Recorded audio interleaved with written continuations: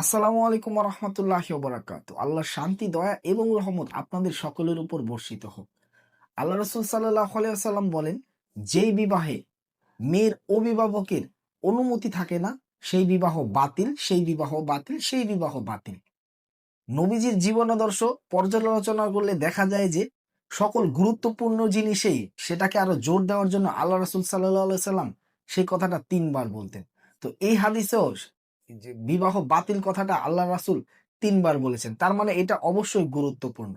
এখন কথা হচ্ছে, মেয়ের অভিভাবকের অনুমতি ছাড়া অভিভাবকটা কে? মেয়ের অভিভাবক হচ্ছে তার বাবা। বাবার অনুমতি ছাড়া মেয়ের বিবাহ হালাল হবে না। তার বিস্তারিত নিয়ে এখন আপনাদের সাথে আলোচনা করব। তার আগে আমার চ্যানেলে আপনি নতুন হয়ে থাকলে অবশ্যই আমার চ্যানেল সাবস্ক্রাইব করে পাশে থাকুন।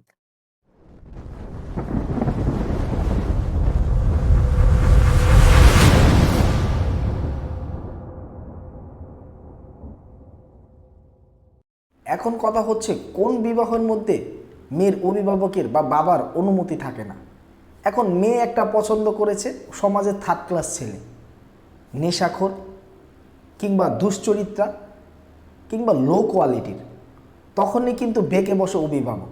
তখন চিন্তা করে যে না, আমার মেয়েকে এখানে বিয়ে দিলে সে তো সুখে থাকবে না, কিছুদিন পর তার সংসার অশান্তি শুরু হবে।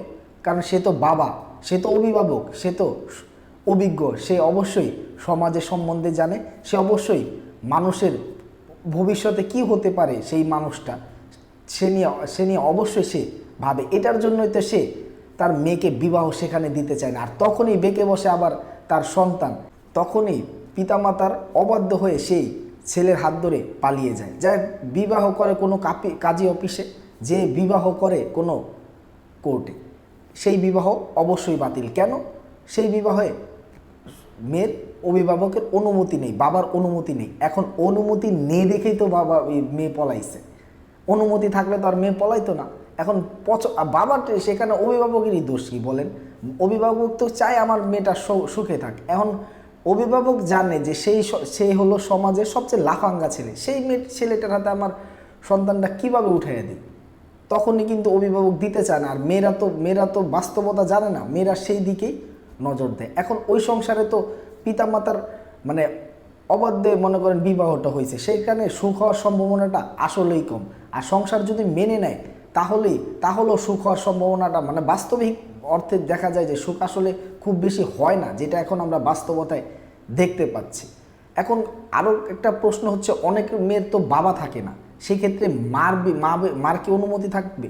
বিভিন্ন মহাদেশের কথা অনুযায়ী, তাদের বিভিন্ন বয়ান বা ফতোয়া অনুযায়ী, যে যদি কোনো কারণে বাবা না থাকে তাহলে তার অভিভাবক হবে তার ভাই, বড় ভাই হলেই হবে। তো সেখানে সে থাকবে অভিভাবক, সে তার বোনকে বিয়ে দিতে পারবে। আর মা বাবা যদি কেউই না থাকে, সেখানে ভাই অনুমতি বিবাহ দিতে পারবে। আর যদি আবার ভাইও না থাকে, সেখানে অবশ্যই মাই অভিভাবক হিসেবে বিবেচিত হবে। অবশ্যই আমাদের সমাজের বোনদের জন্য আমরা দোয়া করি, তাদের একটি ভালো বিচক্ষণ স্বামী তারা পাক, যেটা দিয়ে তার জান্নাতের রাস্তা অন্তত খুলতে পারে, এবং তার যার কাছে বিবাহ হলে সংসারে শান্তি আসবে, এবং যার হাত ধরে সে আল্লাহকে চিনবে, আল্লাহ রাসূল সাল্লাল্লাহু সাল্লামের নীতি অনুযায়ী চলবে, এবং পরকালে জান্নাত লাভ করতে পারবে। আরও একটা কথা হলো, এই যে পিতামাতা সন্তানকে ওই জায়গায় দিল না, অবশ্যই সন্তানের ভালোর জন্যই দিল না। আমরা বিভিন্নভাবে অনেক সময় দেখে থাকি, কোনো না কোনোভাবে অভিভাবককে দোষারোপ করা হয়। এই পৃথিবীর কোনো মা বাবাই চায় না তার সন্তান অসুখে থাক, অশান্তিতে থাক।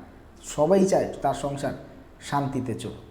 আজকের ভিডিও এ পর্যন্তই। আল্লাহ যদি আমাকে হায়াতে বাঁচিয়ে রাখে, ইনশাল্লাহ আবারও দেখা হবে, কথা হবে। আসসালামু আলাইকুম ওয়া রাহমাতুল্লাহি ওয়া বারাকাতুহু।